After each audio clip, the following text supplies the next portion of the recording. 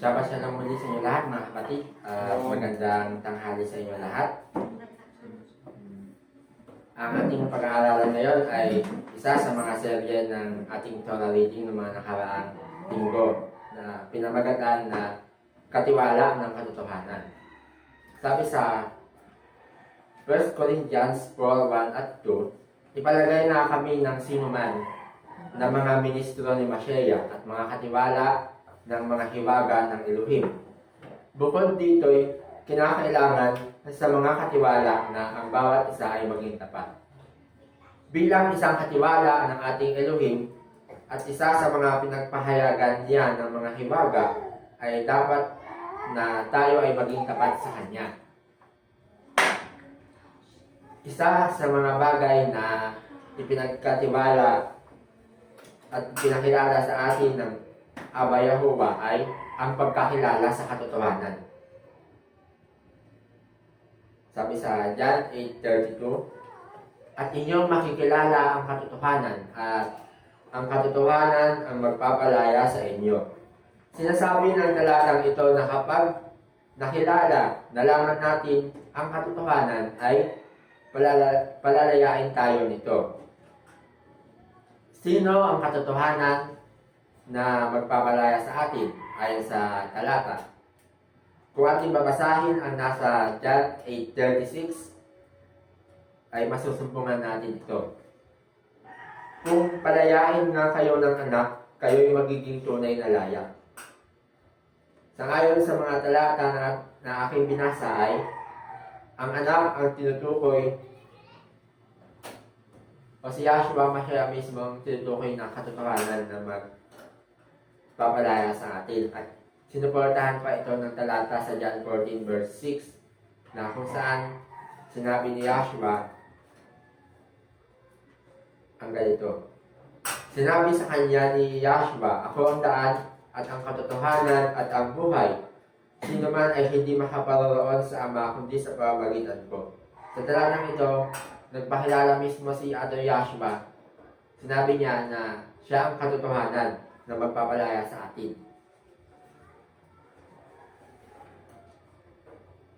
Kailan tayo palalayain ng katotohanan?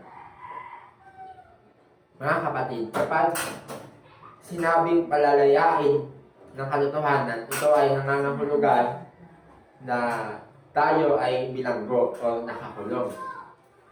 Ngunit sabi sa Roma 6:16, hindi pa ninyo nalalaman na kung kanino ninyo inihahandog ang inyong mga sarili na pinakaalipin upang tumalima ay kayo'y mga alipin niya o inyong tinatalima.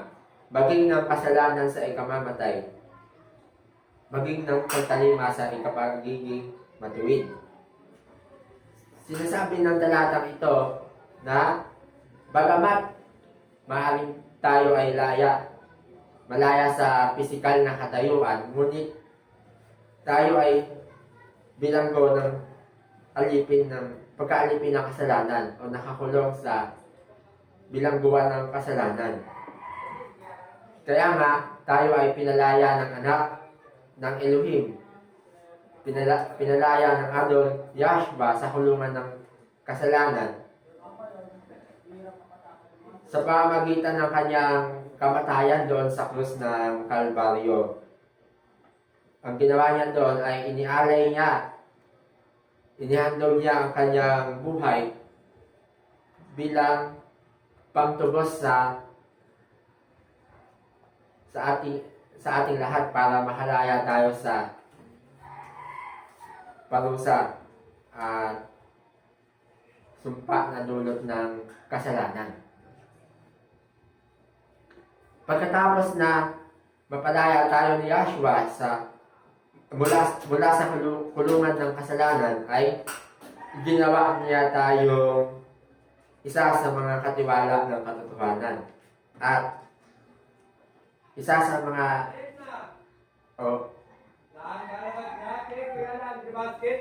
ang katotohanan na ipinagkatiwala niya sa atin ay walang iba kundi ang salita ng Elohim, ang banal na kasulatan. Yun ang katotohanan na ipinagkatiwala sa atin.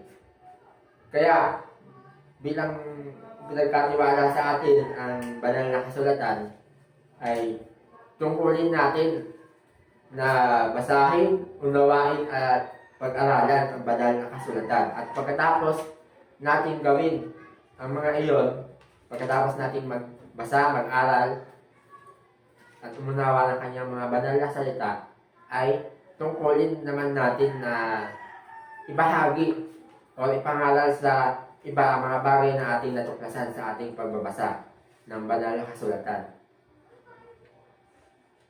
Tungkulin natin na ipangaral ang ebanghelyo ng katotohanan, which is si Yahshua mismo ang ebanghelyo. Tungkulin natin itong ipangaral sa ibang mga tao sa pamamagitan ng iba't ibang mga pamamaraan tulad ng personal na Bible study at pagpapadala ng mga message sa pamamagitan ng social media platforms. Sa pagganap natin ng ating tungkulin bilang katiwala ng katotohanan ay nagagawa natin sa Yahuwah ang tungkulin natin sa kapwa natin.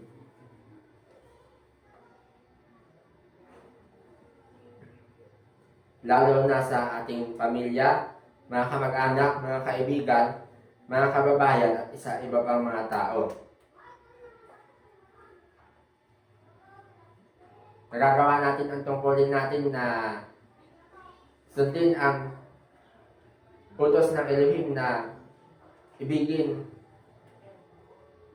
ang ating kapwa sapagkat nagana ng ating sarili, sapagkat kung nais natin na tayo ay maligtas, makaalam ng katotohanan at maligtas, ay dapat din nating naisin at gawin na makaalam din ng katotohanan ng ating kapwa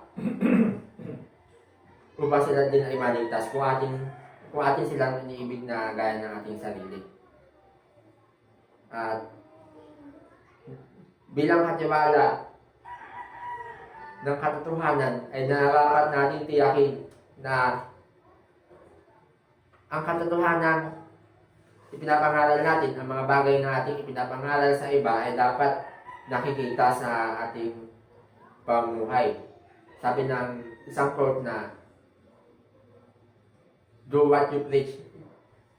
Dapat yung mga ipinapangaral natin ay nakikita sa ating pamumuhay, hindi yung nagpapangaral ka pero hindi naman nakita sa iyong buhay. Wala rin silbi yun sapagkat hindi mo mahihikayat ng mga tao na sundin ang iyong pinapangaral kung hindi mo naman ito ginagawa.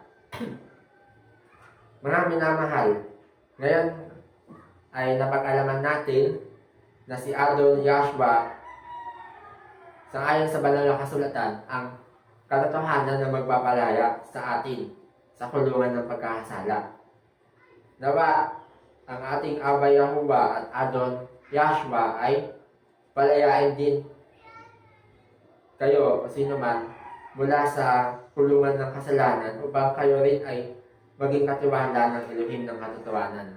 Hanggang dito lamang po mga kapatid, at sa susunod na pagkakataon ay itutuloy ko ang pagbabahagi ng katotohanan ng aral na ito sa susunod na ating Shabbat. Yun lamang po mga kapatid, at magandang tanghali sa inyo lahat.